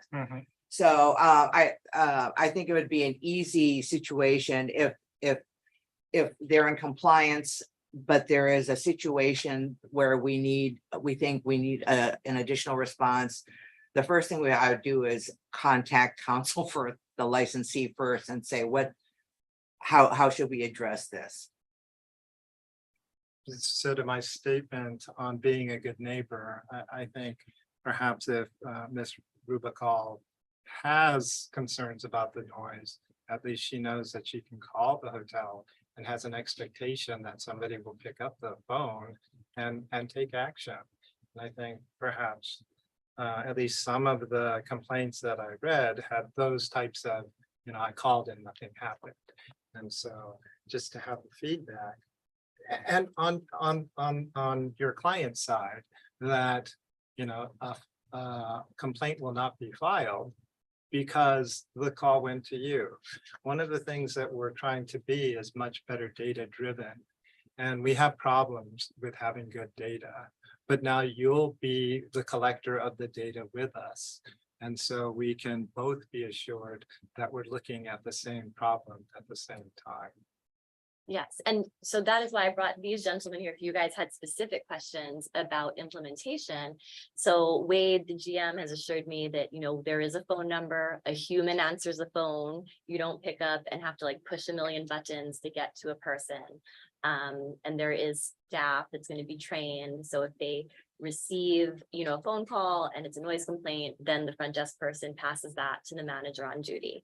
But if you have specific questions, Wade and Justin can answer those about the actual mechanics.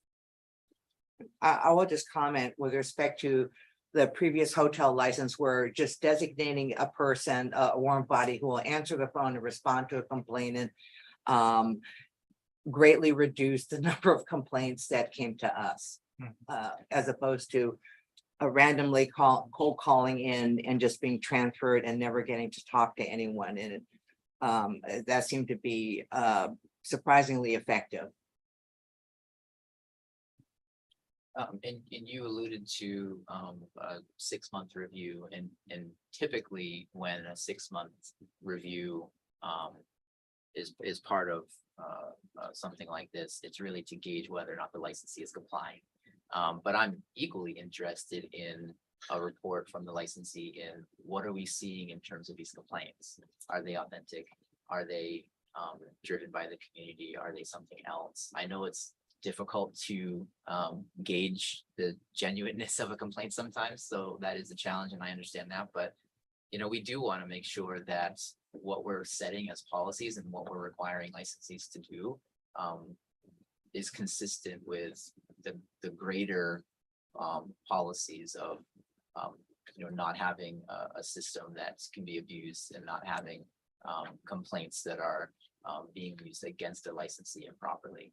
So if there's an ability for the licensee to do that, and for us to be able to understand and appreciate and learn from the licensee what that process is like for you and what you're seeing, that would be very interested.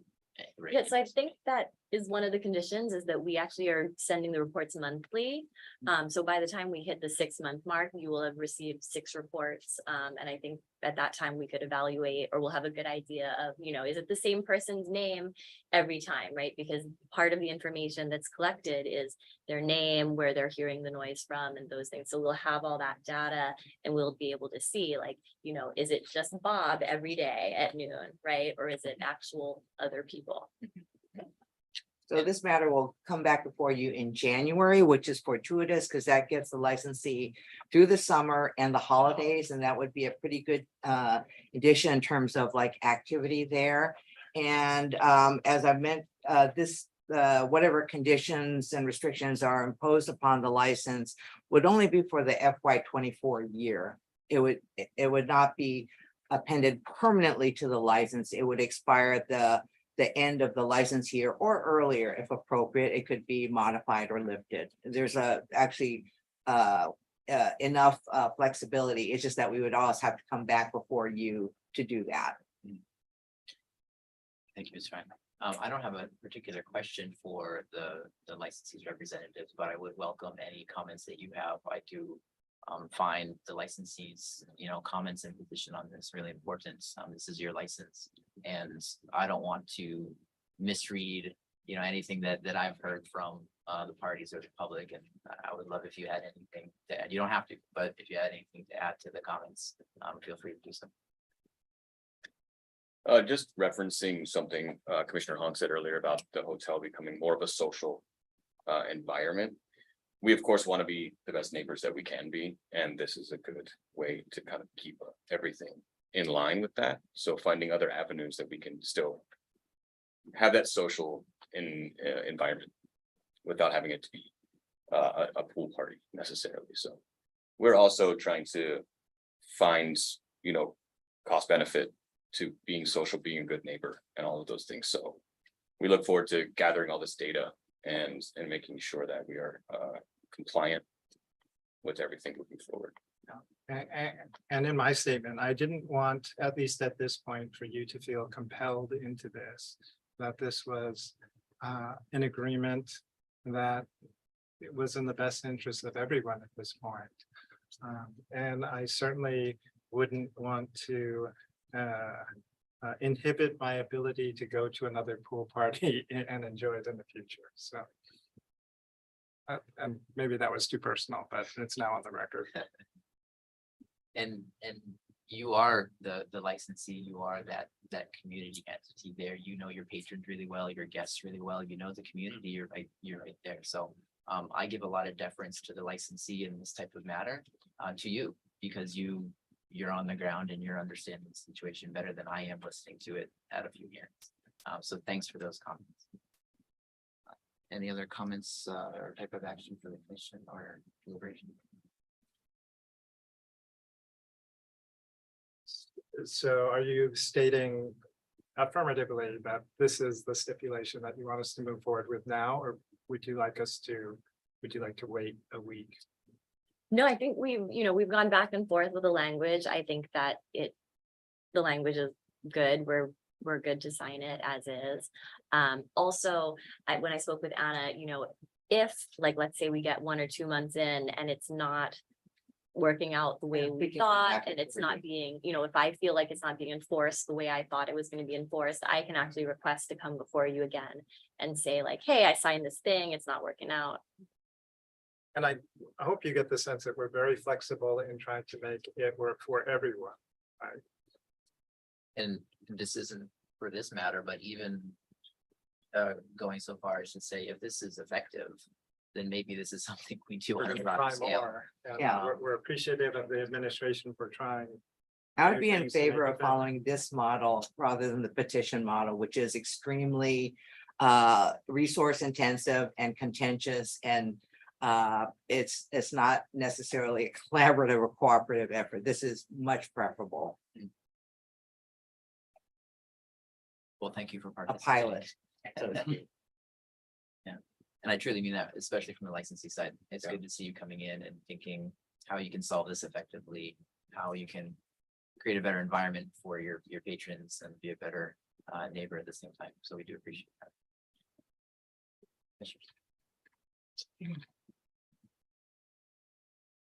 If I see that you're in agreement, I had mentioned going through the stipulation piece by piece so that the public could understand what it is, but perhaps we don't need to go through that if you are totally. It's totally up to you guys. I'm happy to go through it piece by piece, or if you've already read it and are comfortable. And I think it was uploaded, right? So Yeah, the no, we've public- read it. I just meant. Okay, oh no, but I mean, has the record public, that it was uploaded. Yeah, it's part so of the it would be board part of packet, the- and the previous week, because remember, we struck the language having to do with nudity. Yeah, So there is a last week's version, and this is the this week's version, the proposed final. Okay, I would move that we approve the stipulation as drafted. Second. Been a motion and a second. Any objections or reservations? Hearing seeing none, I also vote aye. The motion carries. The joint stipulation to impose restrictions and conditions on license number L0068 White Sands as modified and circulated is approved. Thank very you. much. thank you, Commissioner. Thank you. Commissioner, may I have a We'll get this all. Pretty. I'll just send you the words so you can, because we can sign in counterparts. Oh, okay. Yeah. Perfect. Yeah. I will do the deal. Nice. Commissioners, may I have a type of action for agenda item number 34 through agenda item Right. number Yeah. 40? So we can give it a Motion be effective as. For adoption of decision in order for agenda items 34 through 40 inclusively. Second. There's been a motion and a second. Any objections, reservations? Hearing seeing none, I also vote aye. The motion carries. Decision in order shall be entered for agenda item number 34 through agenda item number 40 inclusively. We are going to move into our adjudication hearings, but before that, we will take a brief recess. No kidding. All right.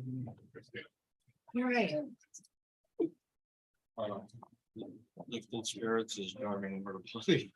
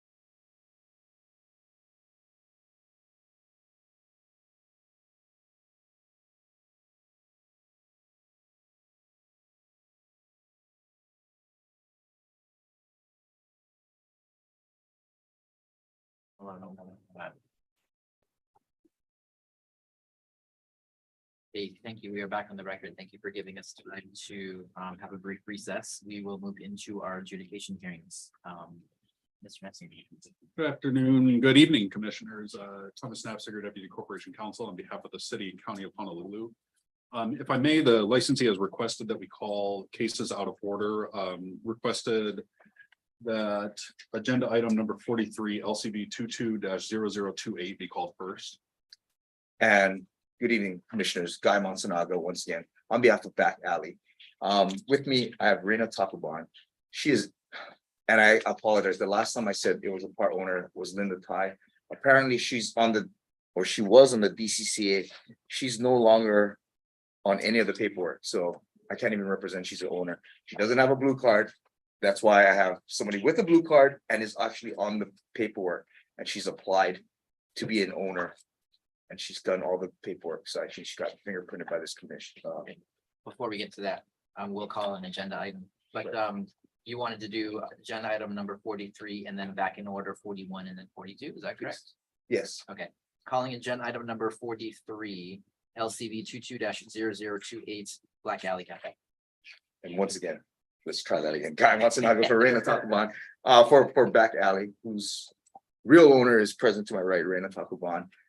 In this particular case, although we first wanted to have a hearing, we've looked over it and we're gonna stipulate to it. We're gonna agree or admit.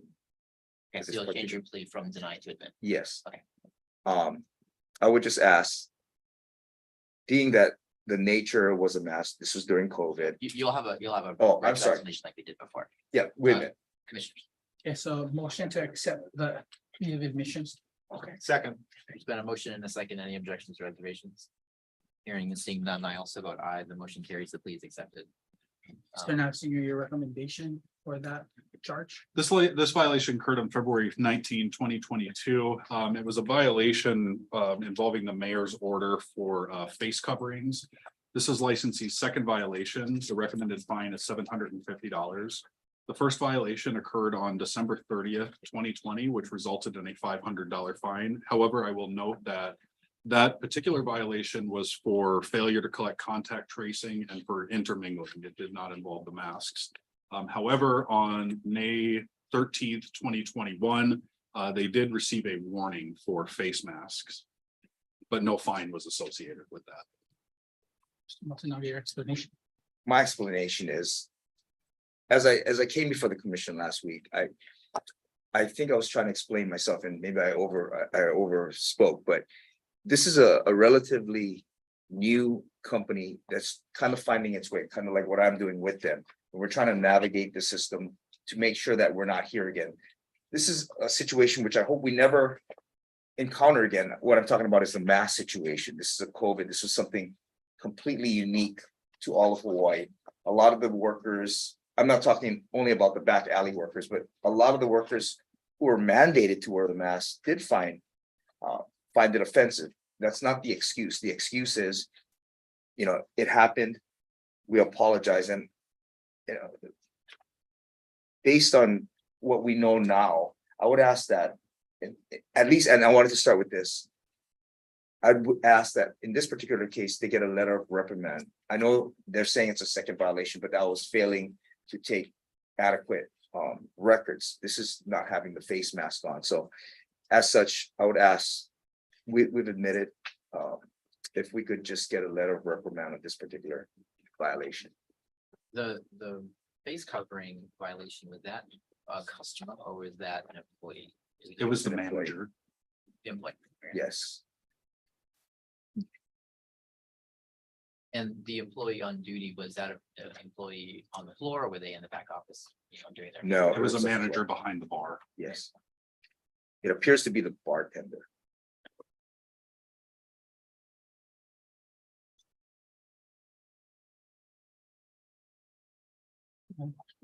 Okay. So, Mr. Monsonago, I'm gonna make a motion. It's gonna be a little unique, but we've kind of been doing these motions for these types of COVID cases, okay?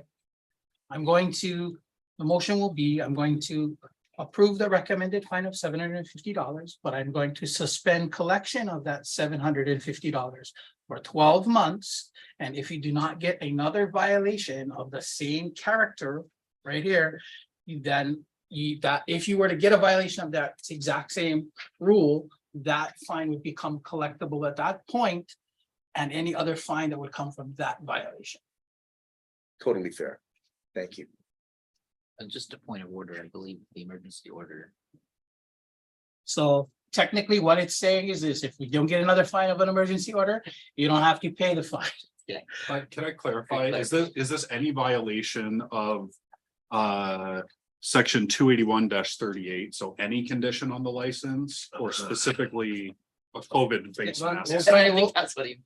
Yeah, I'm more looking at, so what we've done is COVID violations, right? So I'm more stating that basically as long as they don't have any other COVID violations, which would not exist anymore, the fine would not be collectible. Okay, but if they get another completely unrelated to the COVID order, if they get another 281-38, it would not. That does not count. trigger this. Okay. Yeah, that does Understood. not trigger. Yeah, it has to Thank be you. some type of COVID type of thing. So The odds are good. Yeah. I'm hoping it doesn't go back. As long as COVID doesn't come back in a year, you're Yeah. fine. A second.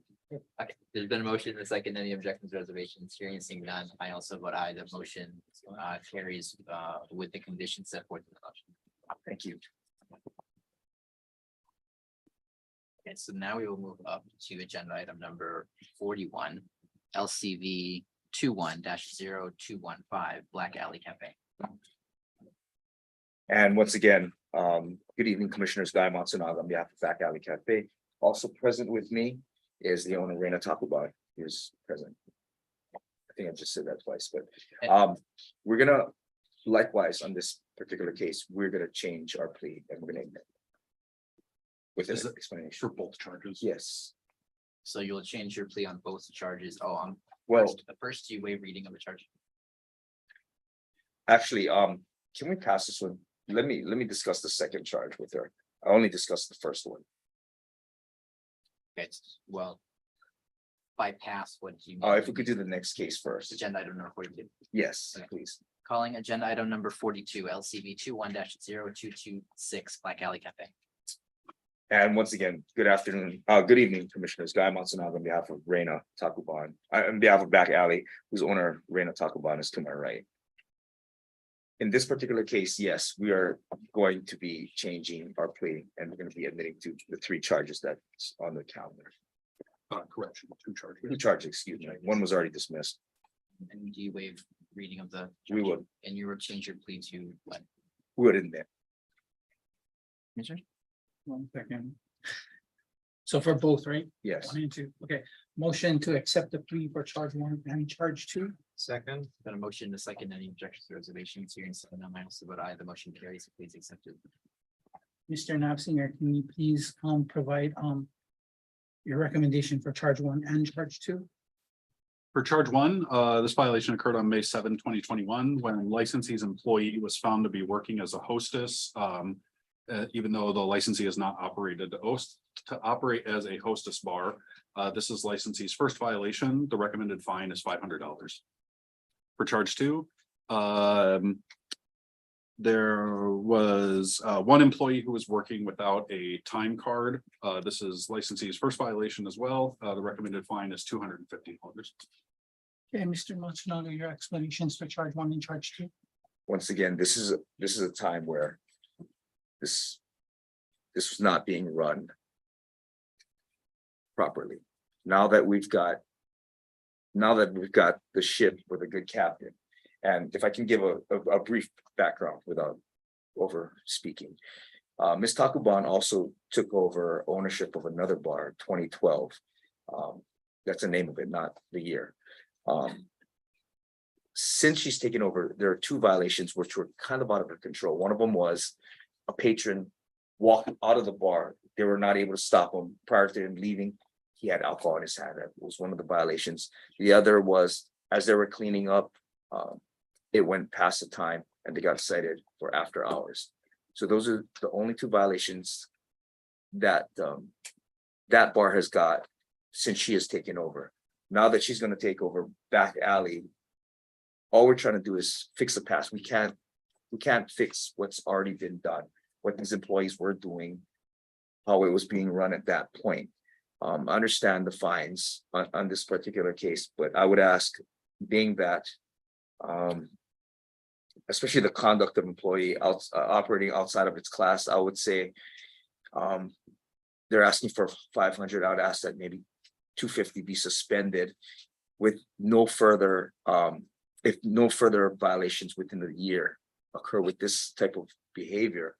And as for the time record, I've spoken to Ms. Takaban as well on that, because as to that issue as well. At the last hearing, I was informed that by the owners that they were gonna install this new POS system. And what's the status of that? Well, we're not gonna use a POS system for timekeeping because it's, not everybody has access to it.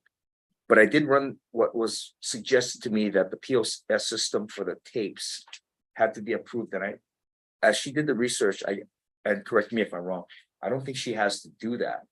Only for the time system. Only for the time system to be approved. So she's already actively looking into getting into full compliance. What I'm trying to say, not well, but in a nutshell, is that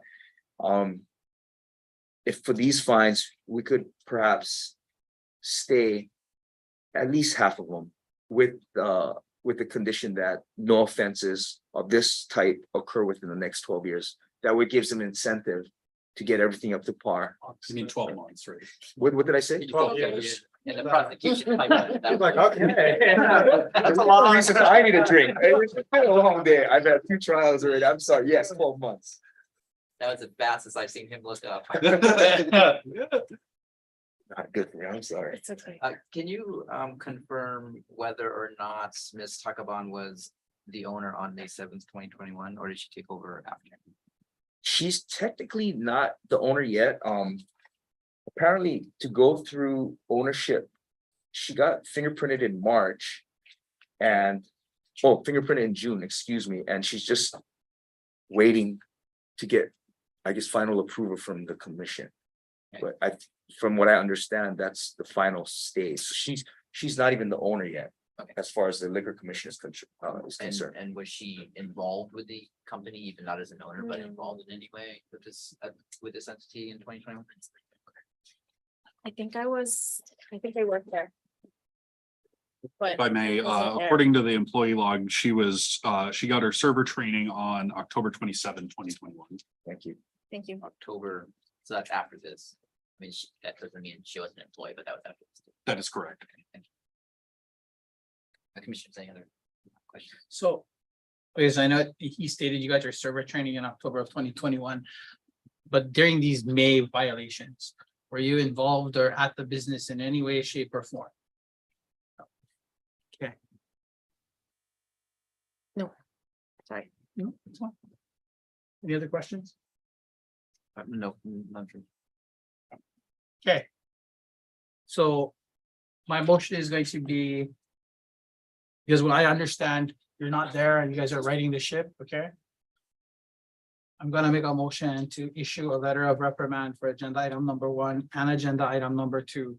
This is on record, okay? These were violations. Just a point of record, is charge 1 and charge 2. Oh, sorry, not sorry, agenda item. sorry. So my motion will be to issue a letter of reprimand for charge number 1 and charge number 2. Second. There are motion and second. Any objections, reservations, hearing seeing none, I also vote aye. The motion carries. A letter of reprimand will be issued for charge 1 and charge 2 of agenda item number 42. Okay, we are moving back to agenda item number 41, LCB 21-0215, Black Alley Cafe. And once again, good evening, Commissioners. Guy Monson on behalf of Back Alley, who's owner Rain and talk about his business tonight. Just had a brief discussion. We're also going to be changing up the points would have been with an explanation as well. Okay. And- Motion to accept the immediate plea for both charges. Second. But a motion and a second. Any objections or reservations, hearing seeing none, I also vote aye. The motion carries. Please are accepted. Mr. Nabzinger, your recommendations. For charge one and charge two. These violations occurred on April 21st, 2021. Charge one, as licensee was operating as a hostess bar, despite being only registered as a restaurant. This is licensee's first violation. The recommended fine is $500. Charge two, licensee sold liquor to a intoxicated person and continued to serve the patron after he was already intoxicated. This is licensee's first violation. The recommended fine is $1,000. Explanation, yes, sir. If I may, this one, it's not that we shouldn't have contested. I think this is one, it could have been on the fence. The problem is, how do you contest the case when I don't have somebody who can dispel what's in a report? If I can give you the background in this particular case. Apparently, a patron goes in, spends quite a bit of money buying all kinds of drinks with his credit card. Then all of a sudden, he says, well, I must have been intoxicated, I must have been drugged. I wake up, my card's not here, they must have stole my card, ran all these charges. We don't know, he's saying he was drugged. So whether or not he drank too much, I don't know. But as I'm saying, we're admitting to it because Ms. Takuban wants to move forward. I didn't know how you can prove a negative is what I'm saying. I'd ask in this particular case, once again, either a letter of reprimand, they know not to sell liquor to intoxicated people, and it's kind of a hybrid. The guy said he was drugged, if I'm not mistaken. As he said, he feels he was drugged, which is something they don't sell in the bar. They're not drug people. So with that admission comes that explanation. I would ask either a letter of reprimand or a stay, and this time for 12 months. I have 12 months, not 12 years. I do have a question, similar to the last. How would you know the facts of this case? This is April 21st, 2021, and I believe you were not yet an owner or really participant in management, given the last agenda item we heard. So, are you getting information from the previous owner? What's the or just the complaint itself? If I may, the complainant filed an anonymous complaint with the Liquor Commission and also went to the Honolulu Police Department and filed a statement with them. So the facts are coming from both the investigators' report as well as the Honolulu Police report, which was shared with most. Okay, that's what you're pulling your information. Yes, Thank you. not personal I have no knowledge. idea. Yeah. What I was talking about. Okay, thank you. So I just want to, for on the record, to confirm, he's talking about during April 21st, 2021, for both of these violations, you were not working or any part owner of Back Alley Cafe. No. Okay. So I'm gonna make a motion, Mr. Matsunaga, for charge one, I'm gonna make a motion, but I want you to understand, it's basically because you have two, even though it's two separate types, right? Both were for being in this type of category, right? Okay, so for charge one, my motion is going to be to approve the recommended fine of $500, but hold off collection of that $500 for 12 months, 1 year, as long as no other violation for Rule 382-31.2B is committed during that 12 months. If one is, that $500 will become collectible, including whatever amount is found at the next adjudication hearing. Okay. For charge number two, my motion is going to be to issue a letter of reprimand for charge number two. Second. There's been a motion and a second. Any objections, reservations? Hearing seen none, I also vote aye. The motion carried. The letter of reprimand will be issued for charge number 2 of agenda item number 41. And a fine of $500 will be imposed with suspension of such fine as provided in the motion for charge 1 of agenda item number 41. Okay. Does that complete our agenda items, gentlemen? Yes, and thank you very much. Okay, thank you very much. Okay, we don't get a lot, right? Yeah. You have your other one. Yeah, Oh, that's. Oh, yes, yeah, I'm not, that's just the education. Yeah, yeah. Yes, yes. Adjudications are done. Thank you. Thank you very much. Okay, we are going to go back up into our calendar now, calling agenda item number 17, application number 23-01565 from Liquid Spirit Corporation. You made it. Come on up. Good evening. Anywhere you want to sit.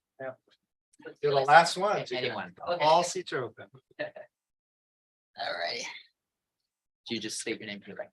Tony Duncan. Good evening.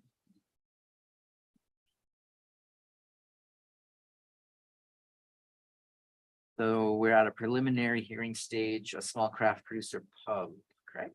Yes. Okay, commissioners. So did I, but we're all looking for the right. We went all the way through, so wait. I got a thumb all the way back. Hold on a second.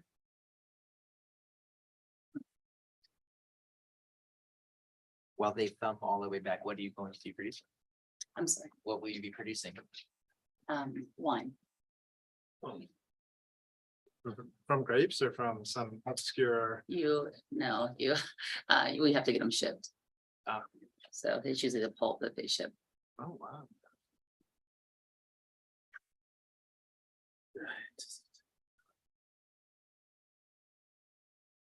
So there's two, looks like there's two exhibits, A1 and A2. Is that two different floors? Or is that?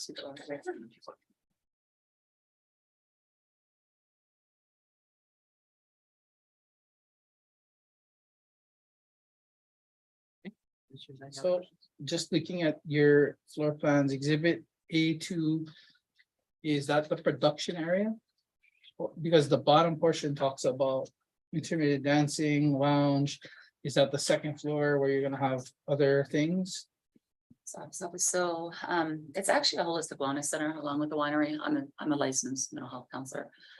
So part of it's offices in the back. They had us add this last week. I've been gone in Africa for a month. I just got off the plane. So while I was away, they requested that we added the upstairs area because if they ever enter any area with alcohol, my understanding is there could be problems. So actually what it is there's a warehouse and we built a loft. So upstairs is a VIP loft.